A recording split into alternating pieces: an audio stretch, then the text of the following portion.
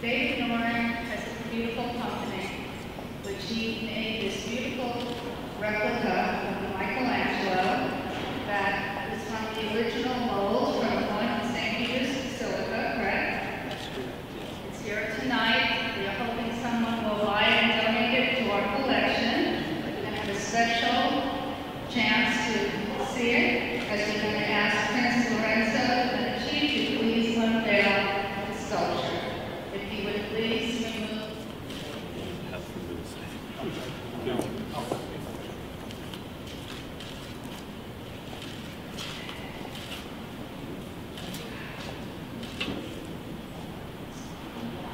Just beautiful. Someone has waited.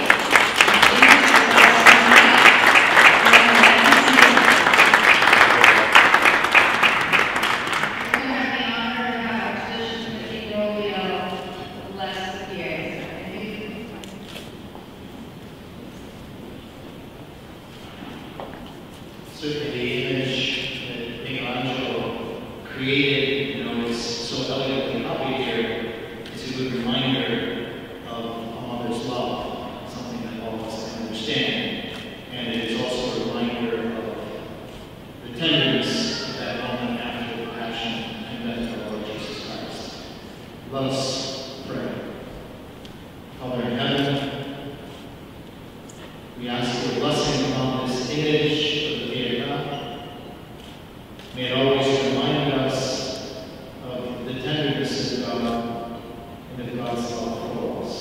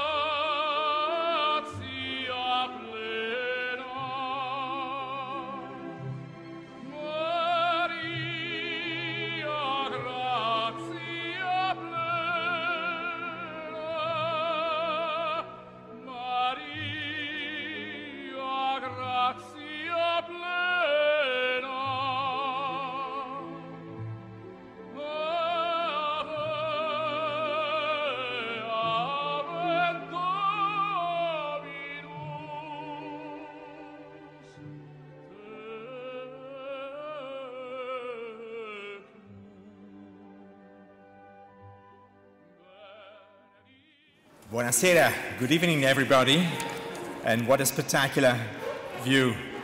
Let me say that really, Laura Denise and I, we are delighted to welcome you back to the Embassy of Italy for this third edition of the Roman Gala. And by the way, 3 is the perfect number, so it's quite a good omen, let me tell you. We are honored that you've chosen once again the Italian Embassy to help celebrate the National Museum of Catholic Art and Library.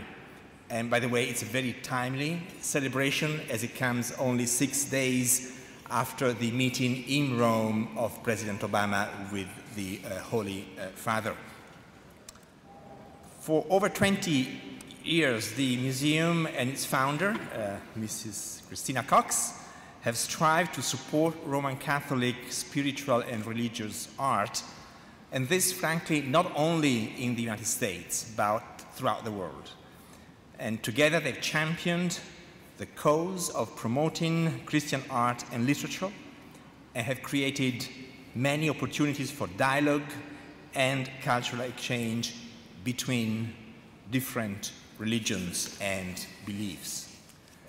The 2 popes whose canonization we will celebrate later this month, Pope John XXIII and, of course, Pope John Paul II, were both, how can I say, interfaith pilgrims as well.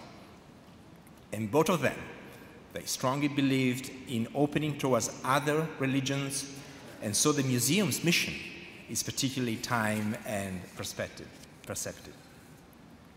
Now, on another note, and looking at the other end of the hall, I trust that you all had a chance of admire the reproduction of Michelangelo's beautiful, spectacular Pietà, which, by the way, he sculpted when he was only 24. And this reproduction, together with the other works of art, I believe, truly adorns in a spectacular way the foyer here at the Italian Embassy. By the way, a reproduction which Archbishop Broglio just blessed, and we are grateful for him for that. On a personal note, I'm a great lover of this particular masterpiece. Of course, the original one is in Rome, in St. Peter's Basilica, as you enter to the right, quite a spectacular sight, let me tell you. Let me encourage you to go to Rome and visit, by the way, Michelangelo and the cathedral. So I was really impressed when I saw this copy just a few moments ago by the quality and the perfection of the execution and of the details. And frankly, this really adds tonight to the beauty of this building. So tonight, as I said, we recognize and celebrate the work of the important Museum of Catholic Art and Library and the proclamation of saints of two great popes on April 27th in Rome. But we also celebrate the achievements of tonight's important awardees, which include, by the way, several personal friends. So, ladies and gentlemen, I would not wish to reinforce your notion that all diplomats do is just to love talking. This is not the case, so I will detract no more from your time, especially as we have a very rich program tonight with many distinguished speakers. However, before I do give the floor to Christina Cox and to Tim Barton, let me say a very warm grazie to all of you for being here tonight, and enjoy tonight's gala. Thank you very much. I'm Timothy Barton, the chairman of the National Museum of Catholic Art and Library. I would like to welcome all of our excellencies, distinguished honorees, ladies and gentlemen, to our third annual Roman Gala. We are very honored to have so many wonderful guests to join us this evening. But before we get started, I'd like to take a moment to recognize one of our dear patrons, Ambassador Tom Milady, who was a tireless advocate of the Catholic causes around the world, who passed this year.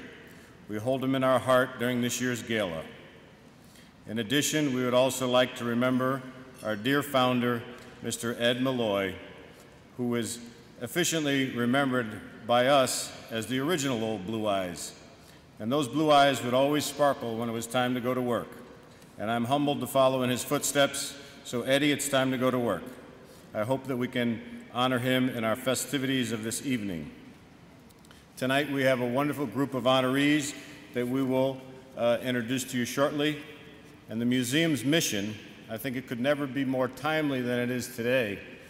In this era of tweets and Facebooks and likes and dislikes, where the entire world is pushed around by digital bits, where there's no emotion and no passion and no understanding of what Michelangelo felt as he molded the life out of the statues that he created, I think it's very important for us to recognize the need for the museums so that we can encourage people to actually see and feel and touch some of the arts, as opposed to the generations that we're seeing today that are afraid to even pick up a telephone and communicate directly.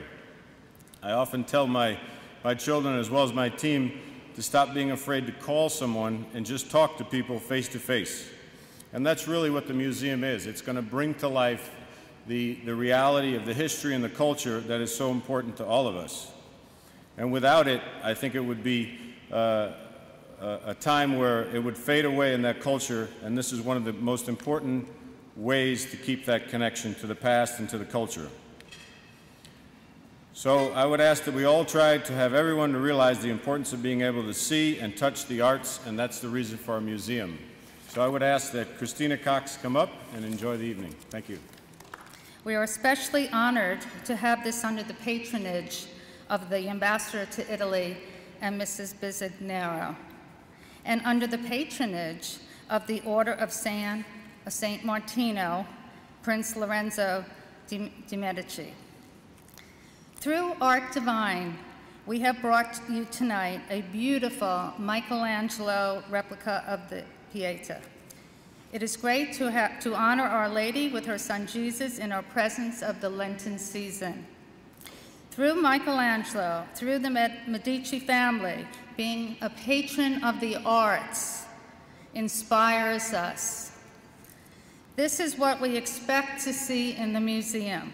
Fabulous works of art, a home for great artists such as Claudia Hecht and her beautiful work of Our Lady of Guadalupe, Luis Parada, who celebrates the canonization of Pope John the 23rd and Pope John II, Pope John Paul II, correct, at St. Peter's Basilica on April 27th. We'd like to thank the donation of the rosaries, blessed by Pope Francis, by Will Watson and George Braun. We continue to raise funds for our museum and ask for your support to build the National Museum of Catholic Art and Library. As we continue to find the right location, we will need several $1 million to succeed. It will truly be a museum built by angels.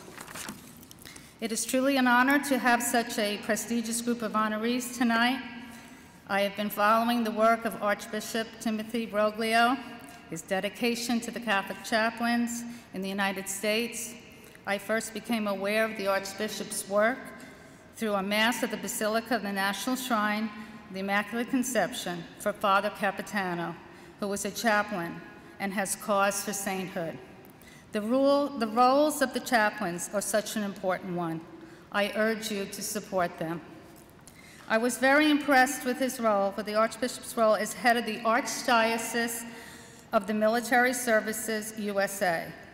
After the board voted to honor him with a Lifetime Achievement Award, the Archbishop inspires us to focus on men and women with similar gifts and talents, who save the arts, help the military, the universe, our country, the environment, and the respect for human rights. Ambassador Ray Flynn and former mayor of Boston, a devout Catholic who was appointed U.S. ambassador to the Holy See by President Bill Clinton, inspires us, respect for life for the unborn. William Swanson inspires us that God is the universe. Raytheon, one of the major defense contracting companies, is a technology and innovation leader specializing in defense, security, and civil markets. And Undersecretary Frank Kendall inspires us at the Department of Defense as an individual who makes major decisions to protect God's world and the United States. For God so loved the earth, he created. We invited Tremel Crow, a man devoted to saving the planet and educating us about saving the environment. So thank you for joining us tonight and being a part of our annual Roman Gala, and please. As Archbishop Broglio himself frequently remarks, he is the Archbishop of a diocese on which the sun never sets. A native of Ohio, Archbishop Broglio was ordained for the Diocese of Cleveland in 1977, and since that time has served the Church in many capacities, most especially in the diplomatic corps, being assigned to apostolic nunciatures in Abidjan and Paraguay, as well as at the Secretariat of State in Rome. Ordained a bishop in 2001 by the soon-to-be Saint John Paul II, Archbishop Broglio was appointed Archbishop for the Military Services by Pope Benedict XVI in 2007. Since his installation as Archbishop for the Military Services in 2008, Archbishop Broglio has visited military installations throughout the world, personally attending to the spiritual needs of our military personnel. As a matter of fact, this Easter, Archbishop Broglio will be ministering to our men and women assigned in Afghanistan. Archbishop Broglio will tell you that one of the greatest challenges he faces as Archbishop for the Military Services is to provide sufficient chaplains to serve our military personnel. a challenge which he has embraced, and through his dedicated efforts, has recruited a large number of seminarians for ministry in the Archdiocese for the Military Services, which, God willing, will increase the number of chaplains as the Archdiocese serves to faithfully attend to the pastoral and spiritual needs of our military personnel, and for which Archbishop Broglio is being honored at this third annual Roman Gala. Auguri eccellenza, grazie a tutti. I'm very, very grateful to all of you for this opportunity and for the honor that you have paid to the Archdiocese for Military Services. Thank you very much, Mrs. Cox, for your kindness, Monsignor Rossi, for your very generous introduction. When I was named the Archbishop for Military Services, the next day I had a reception in the nunciature in the Dominican Republic, and the vice dean of the diplomatic corps, who was at that point the ambassador of Venezuela, came up to me and he said, "You know, it's true. There are no atheists in foxholes." I've had to modify my understanding of that statement a little bit in the 6 years that I've served as the Archbishop for Military Services, but one of the things that has impressed me is the faith of our men and women in uniform and their families, and also the commitment of the chaplains who serve them. As the Lord tells us, man does not live by bread alone. We also know how we are uplifted by culture, by art, by music, by so many of those other expressions. And so it is very fitting this evening that we pause and we think about assuring that there is a proper museum for Catholic art and a library here in the nation's capital as a reminder of that other aspect of the human person. So again, thank you very much, Mrs. Cox, for this, I think, unmerited honor, and also congratulations to those who are honored with me, because you really have earned the distinction. Thank you very much. You have a close friendship with Ambassador Ray Flynn. It turns out that he preceded me as ambassador to the Holy See, where he did a fantastic job, wrote a book about his experiences, and is, to me, an inspiration because of the principles that Ray espouses. And it doesn't matter whether you're a Republican or a Democrat. What's important to Ray Flynn is what you stand for and your value system and your integrity. And he sticks with that steadfastly, often at personal expense, really, because of criticism that he gets in this tough, rough and tumble world of partisan politics. And Ray stands up for the truth, and he stands up for the church. And it's just been one of the joys of my life to get to know my good friend Ray Flynn, and it's now my honor to introduce to you our honoree ambassador, mayor, good college basketball player, Ray Flynn. Raymond? This is a great honor to be among all you here this evening. I just think that this is, when I was mayor of Boston, if you don't mind me saying this, I was kind of a streetwise mayor, streetwise Irish Catholic, Democratic politician. And anybody who came to me with a favor or a request, I was always there to help them. And whether it's getting people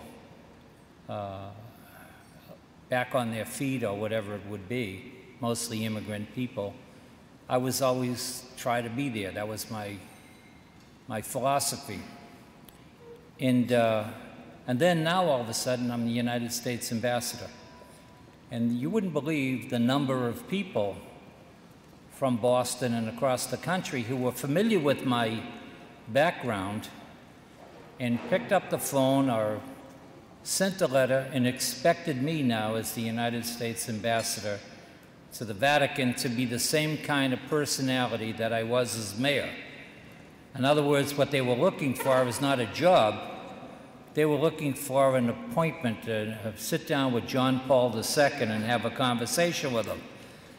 And I got to be able to help a lot of people, and I saw a lot of incredible people who just absolutely admired this man, Karol Wojtyła. And this was literally the highlight of their life. I was born in a Polish community in South Boston. I met Karol Wojtyła in September of 1969, so I knew him fairly well. And for me to be able to expedite and facilitate these simple people to be able to meet with John Paul II was just the greatest accomplishment, the greatest thrill of my life. So to be able to receive this award, because here's what I think about this museum. Not all these people that I represented as mayor that you know from the neighborhoods of America are going to be able to go to the Vatican. But if you get the Vatican treasures and you bring them to the United States, maybe they'll be able to participate and experience some of those great treasures. So Christina, this is very, very important what you're doing, the committee is doing. You're bringing the culture and the tradition of the Vatican that Jimmy Nicholson and I were lucky to experience, and you're bringing it right here to the United States so all of us can experience. And that's really what it's all about. So to the patrons here of this effort, I just want to salute you, my dear friend here from Raytheon, the greatest corporate citizen of Massachusetts history, to be able to support this effort. You're doing more than anything you could possibly imagine. People need this treasure, and they need to be part of it. And in a small way, I'm so pleased to be able to accept this little bit of award, and I hope that we can come back here again, and more and more and more Americans, Mr. Ambassador to Italy, more and more Americans can share in this unique treasure of Catholicism, Italian art, right here in the United States, Washington, D.C. Thank you very much. I appreciate it. Good evening, excellencies, dignitaries, distinguished guests, ladies and gentlemen, dear friends. I'm very honored to have been invited by the board of directors of the museum to present the award of an environmental award for leadership this year to Mr. Trammell Crow from Dallas. He deserves it more than anybody because he has single-handedly, through his leadership and through his stewardship, created the largest platform to bring together private sector, government, civil society, and the public at large to bring consciousness to the world and solutions for the environment. And it's called Earth Day, Texas. Regretfully and unfortunately, a few hours ago, right after we had lunch with him, he was called back to Dallas because his dear mother is deadly sick and he had to leave just before all of us arrived here.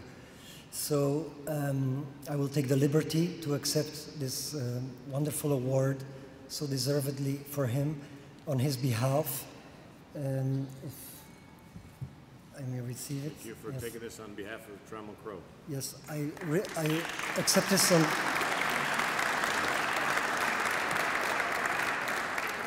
Thank you so much for your generous applause, and if I may add a private note in your hearts to, whenever convenient to you, that all of us keep one prayer tonight or tomorrow for a speedy recovery for his dear mother who needs our prayers. Thank you very much.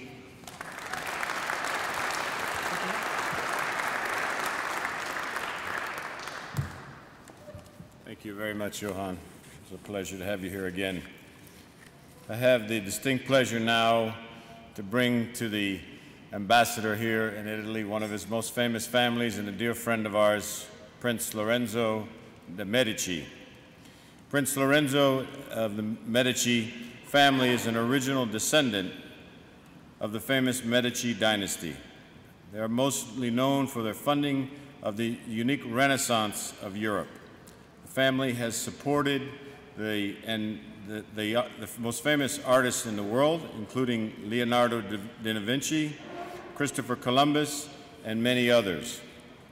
The Medici dynasty is world famous, and the prince is carrying on this family dynasty tradition by supporting the arts, currently with the Lorenzo de' Medici Art Gallery to support young artists. Lorenzo established the art gallery to support young artists with creative projects that would typically not have access to. I thank the ambassador and the wife for the welcome, because it's always nice to be in an Italian environment and have Italian food. And the waiters were speaking with me in Italian, so I was very emotional that they asked me water in Italian. So anyway, you will, of course, I have to make a little bit of bio about me and about my family. I'm sure many of you know the Medici family. The Medici family was a merchant family, very, very old, that was starting their, let's say, their business with the trade of the orange, much earlier than the time of the Renaissance time. They were smart enough to understand that in the market you have to adapt and change, so they went to the trading of the silk. So they were the first family who colorated the silk and became very wealthy. At that point, they understood that for having a trade, you need a bank, and they opened the Bank Medici, or Banco Medici. They were the first family who invented the way that if you have to bring money from one side to another, you can maybe be robbed. So they create the promise of payment, which is the modern check. And at the time, they had different venture, and they sent the Medici family all over Europe, all over Italy. And my family, Medici, where personally belongs to a little town called Martirano in the south of Italy, in the region of Calabria. The Medici were the biggest silk company in Calabria in the 1400s. In the town of Martirano, the Medici created, of course, a castle, and at the same time, because they were very Catholic, they had un vescovato, where there was a bishop. And the first bishop of Jerusalem was from Martirano. So growing in a little town where the school is called with the name of your ancestor, where the streets are called with the name of your ancestor, of course, and my father gave me the name of Lorenzo, to me, I was obliged to learn the story of my family. And my father did not allow me to have video games or computer, but only old book. And so, and at the same time, have the opportunity to see paintings. Of course, I was lucky enough to have some of the famous masterpiece art of the Renaissance time. So I grew up in a Catholic family and with the art. And this is why I bring it with me, this love. Through the journey of my life, my mother is Polish, from a Polish family. And to be close to my grandmother Polish, I had to pass during the communist time, some time in Poland, where for a Catholic was unfortunately not possible to be free to pray and to go to the Mass. So we had to go with my grandmother and my grandfather, who was a supporter there, secretly during the snow. So I was young, but I remember very well. And I always wanted one day to give opportunity to other people to don't experience the same things that as a Catholic, as a grown Catholic, I have experienced when I was young. And so I'm very happy to be in Washington today and to be part of this project, because through the art, new generation will ask themselves maybe why Michelangelo was doing the Pietà, what was in his inspiration in that moment. And we all look in a modern way a movie, and we analyze the movie. The art was for the Medici family and for the Renaissance a way of being kind of advertising of the modern time. New generation will understand that if you give a story or you tell them how to look a piece of art, and in this case, many Americans don't have a possibility to go overseas to see the beauty of the Italian. So if we can bring here in Washington, D.C., the possibility to see some of the art that we, Italy, are lucky to have, I'm sure that many people will start asking why Michelangelo creates such a beauty in the eyes of Mary. And we are giving back something to my ancestors and to our culture. And I would love to bring a present to them from Rome. I am Gran Priore, Great Magister of a Catholic order in Rome, with a beautiful church called San Silvestro al Quirinale. San Silvestro al Quirinale is a church where Michelangelo was spending the evening thinking how to create some of his masterpieces. And as a modern knight, people will ask me, sometimes ask me, what does it mean be a knight in the modern time? Be a knight in the modern time means we don't have more the sword as we were having at that time to defend our religion, but today we still have people in Africa mostly that don't have opportunity to be free to pray in the way other religions have. So I think that little support to eventually save the African church, this is a way I'm creating now a new project, maybe putting cameras or instruments that people can see what really a lot of Catholic people cannot be free to pray, will be my next focus project, and with my Knight's Order. And I would love to invite Timothy Barton here to award him with an Academy of my Knight's Order because of his support for the museum and so for the Catholic culture and art. And this is for you. Oh, thank you. Exactly.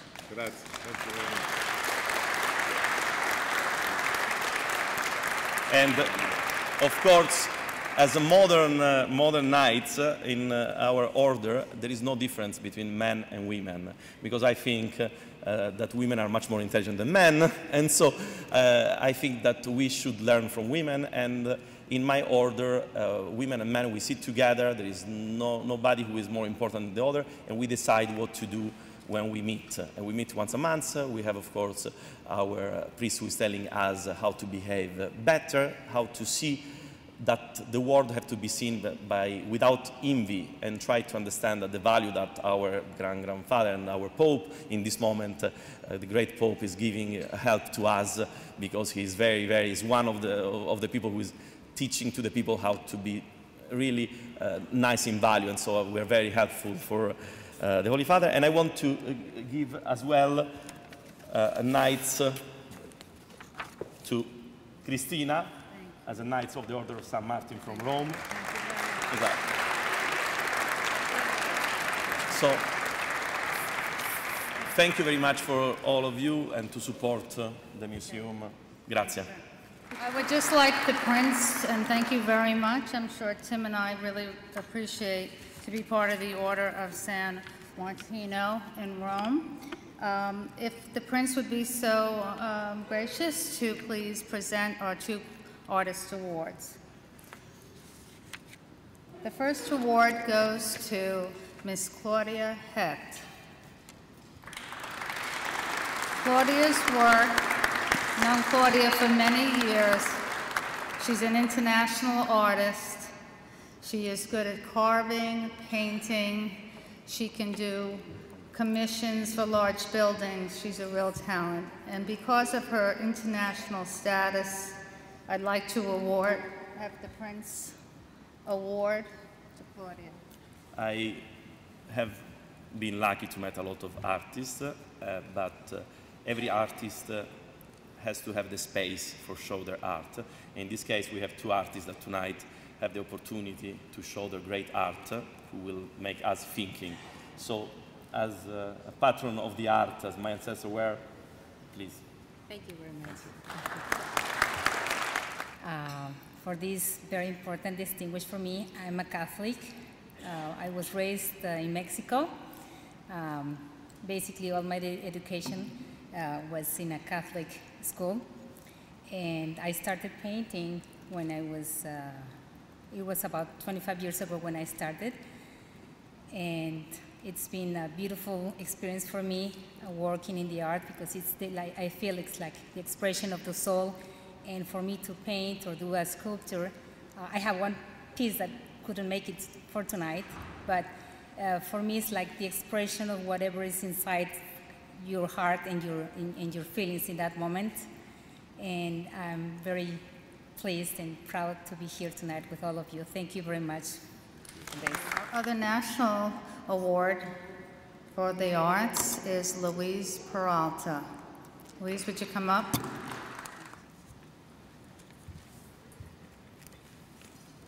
I would love to thank you for your work, your time, and to give to us such a great... I would love that you explain, as you explained to me before, in 2 seconds, the meaning of your painting, because it's very important to have from the artist the way he presents to us so we can see after with our eyes, but it's important. So please, thank you. Good evening, everyone. And first of all, I want to thank everyone for being here today. You could be anywhere, but you decided to come and celebrate the National Museum of Catholic Art and History.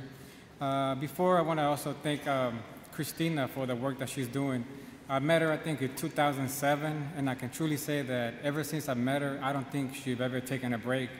And I do also agree with the Prince that women are smarter than men. So saying that, I started doing art at the age of 13, started doing graffiti in the streets of DC, and I never really knew, or I didn't grow up in a Catholic family, I didn't grow up going to church, but something in me always led me to create religious works of art, even when I didn't know much about God. And the journey has been great. The 3 paintings that we have here today are what I call the church in action, because I don't really like to do traditional portraits where you see usually the Pope or the religious figures standing or sitting with their arms crossed, but instead I like to see them moving. And I grew up learning about John Paul II. I say that done, I just want to thank everybody for being here. It's a great honor for me to be here, and I think that art, you know, if you listen to the news, they want to eliminate the 10 Commandments from different buildings. They want to eliminate it from the schools. Sometimes they don't allow prayers in school. But art is one of the things that can take any set group of people and bring them together. And sometimes we may not agree on everything and all the theological things, but one thing that we can agree on is that art can definitely bring people together, and that God uses us as teaching tools. So thank you all for everything, and thank you, Christina and the board. So the next person I would like to introduce is Dr. John Hamre, who is the CEO of CSIS, one of the biggest think tanks in Washington. They just moved into a beautiful building in Rhode Island. And he has some very interesting lectures there, which I urge all of you to come and meet John. And he'd like to introduce the last honorees. Good evening, everyone. And Ambassador, thank you for making available this spectacular space. It's the power of the embassy is everywhere, and we thank you for that. My role tonight is to introduce to you Bill Swanson. Bill is the recipient of the Lifetime Achievement Award. I don't need to recount his resume. It's available to you. It's in this program. My role is to give you maybe just one insight into the character of this man. Bill is, he has the mind of an engineer, but he's got the soul of an artist. Bill started at Raytheon at the bottom and worked his way up. This is unusual in corporate America. And there were setbacks along the way, but it was his character, his perseverance, and his genuine leadership qualities that brought him to the top. But Bill is also an artist, and his artistry is in food. Bill is a gourmet chef, cook. You wouldn't think that of a CEO, but again, it's that deep spirit that's inside of him that I think resonates and has made him such an effective leader in the defense community, where we've known each other for 20 years. He's well known for being the author of a little guide, 33 Things to Do to Be a Good Leader. And one of them stands out. And that's when he talks, it's about the waiter principle.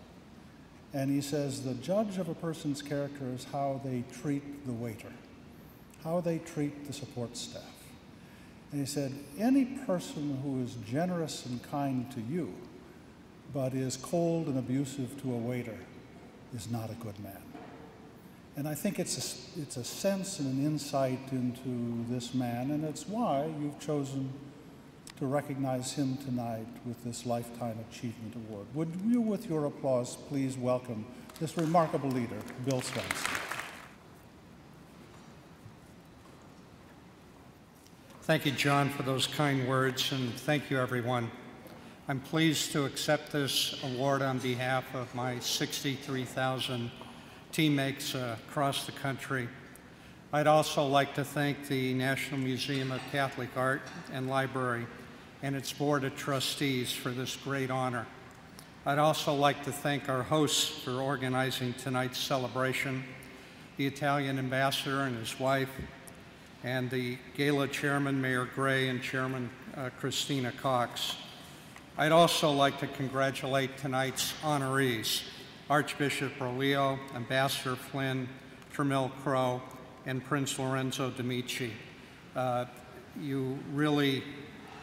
This is really a thrill for me, and I especially want to thank Secretary Kendall, who I have the privilege of working with, and to be in the same category with all of you is a thrill. The one thing I should mention, there's a little bit of a Boston connection here. The Archbishop went to Boston College. Of course, we have Mayor Flynn, and we have Secretary Kendall, who was with me in Boston, so there are 4 of us. And Prince, you're welcome to come anytime you want to be part of this very select group. This is a special award for me, and I just wish all the priests and nuns at St. Mary's Grammar School could be here this evening and kind of realize what they kind of created, even though they probably wouldn't believe it if they were here. This recognition is so humbling.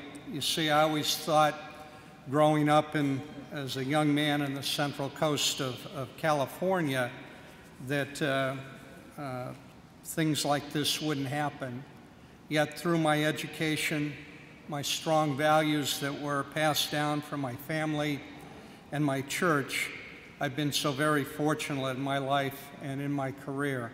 As John mentioned, I joined Raytheon right out of college with an engineering degree and rose from the factory floor to the corner office. And as I like to tell individuals, I say, only in America. This has given me an opportunity to meet leaders in countless fields from around the world, like all of you here this evening, who are the best at what you do. And since we're in the Italian embassy, I have to mention that there's one place that my wife Cheryl and I like to go, and that's Italy. Cheryl for the art, the culture, and the food. For me, being an engineer, I prefer Maranello. If you know about cars, you'll know what I mean. So in closing, it's really a great honor to be recognized with this prestigious award, and it's a privilege to play a part in helping make this new museum promoting art and supporting artists a reality. Thank you all, and God bless. Say a few words to introduce to you Frank Kendall. Frank is the recipient this year for the Leadership Award. We first worked together. I was the Deputy Secretary of Defense at the time. Frank was in charge of acquisition for the Army. And we got to know each other then, but I didn't really know Frank Kendall then. I left and went to this think tank. Frank left and went to law school. And I'll tell you a bit about that in just a second. Frank is the Undersecretary for Acquisition. There are 5 undersecretaries in the Defense Department. There's an Undersecretary for Ideas, Policy, Undersecretary for Money, an Undersecretary for People, an Undersecretary for Secrets, and an Undersecretary for Things. And Frank is the Undersecretary for Things. He buys things. And so he's got this enormous role in the department to ensure that we buy what is needed so that our personnel can carry out their missions, carry out those missions successfully. He's doing a splendid job. This is remarkable. And, you know, we began the evening with a blessing of the Pietà. I think it would be valuable to just take a minute to reflect on the words that were written in the 25th chapter of Matthew. For I was hungry, and you gave me something to eat. I was thirsty, and you gave me something to drink. I was a stranger, and you invited me in. Naked, and you clothed me. I was in prison, and you came to me. His disciples said, Lord, when did we feed you when you were hungry? When did we give you something to drink when you were thirsty? When did we clothe you? When did we visit you? And Jesus said, when you did these things for the least of our brothers and sisters, you did them for me. Frank chose to be a pro bono lawyer so that he could serve the most vulnerable and weak people in the world. And I think we should, with our applause, thank him for that. Frank. This is something that I heard John say in a speech about 25 years ago. And it connects, in a way, the art side of what I just talked about, that memory, to what I do today, what I'm going to continue to be doing. John told the story as the Soviet Union was beginning to disintegrate. And he told about, and I'm going to get this perhaps not exactly accurate, but it'll be very close. He told a story about a group of people who were allowed, as the borders were opening up, to leave one of the Iron Curtain, behind the Iron Curtain, and move to the west. And I think this family came out of Hungary on a train, one of the earliest trains, if you remember back to that. There was sort of a breakthrough, and a train started to move, and people were able to move across the borders more freely. The train came, I think, to Vienna in Austria. And there were press there, of course, to meet people as they got off the train. And in the way that the press likes to do, somebody came up and put a microphone in front of, you know, this little family's, a man, a woman, and some children, in the face of the family, and said, "Tell us how you feel." And they kind of looked back in shock. And then the woman gathered herself and she said, "There is something I want to say." I'll get choked up when I say this, I'm sorry. But there's something I want to say to the people in America. And this is equally true for our Italian friends and all of our NATO members. I want to say to the people in America, thank you for keeping a place free for us. If people are going to be free to start institutions like the Museum of Catholic Art and Library, if people are going to be free to enjoy all the freedoms that we have today, that work is not quite done. As recent events show, there are plenty of people around the world who do not enjoy our freedom. So I'm very honored tonight, Christina, Ambassador, to be honored by this award. Thank you very, very much. Thank you.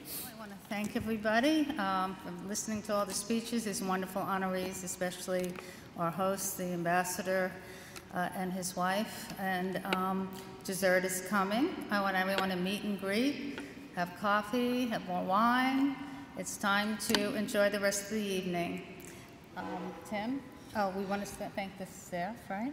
Thank you to all the staff for all the hard work you've done and everybody that worked on the event tonight. Thank you very much. A round of applause for everybody that did it. All the people. Thank you so much.